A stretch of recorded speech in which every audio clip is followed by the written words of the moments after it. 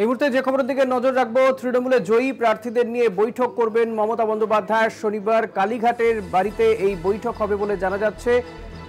তৃণমূলে জয়ী প্রার্থীদের নিয়ে বৈঠক করবেন মমতা বন্দ্যোপাধ্যায়। কালীঘাটে এই বৈঠক হবে শনিবার। এ বিষয়ে আরো জানবো, দীপ্তিমান ভট্টাচার্য রয়েছেন আমার সঙ্গে টেলিফোনে। দীপ্তিমান, কখন হবে এই বৈঠক, কি জানা যাচ্ছে? আর দেখো, যেটা জানা যাচ্ছে শনিবার দিন এই বৈঠক ডাকা হয়েছে। যতজন জয়ী 29 জন যে জয়ী সাংসদরা রয়েছেন তাদেরকে ডাকা হয়েছে এবং তাদের সকলকে নিয়ে এই বৈঠক করা হবে। মূলত এখানে যে বিষয়টার উপর জোর দেয়া যে তাদের আগামী দিনের রণনীতি কি হবে, কিভাবে তারা এগোবেন, কোন কোন জায়গায়। এখানে কি আজকে অভিষেক বন্দ্যোপাধ্যায় দিল্লি গেছেন, দিল্লিতে কি কথাবার্তা হয়, সেখানে কিভাবে তারা ফার্দার কি প্রপোজাল আসে, সেইগুলোর উপর সিদ্ধান্ত নিয়ে তারপর কিন্তু তাদের সঙ্গে এই শনিবার যে বৈঠক রয়েছে সেই বৈঠকটা হবে। এবং এই বৈঠকের পর কিন্তু বেশ কিছু গুরুত্বপূর্ণ সিদ্ধান্ত, যে তারা কিভাবে, অনেকেই আছেন যারা প্রথমবারের জন্য জয়ী হয়েছেন, কিভাবে তারা এগোবেন, কি করবেন, কি কি তাদের করণীয় রয়েছে, এই পুরো বিষয় নিয়ে কিন্তু আলোচনা হবে বলেই মনে করা হচ্ছে।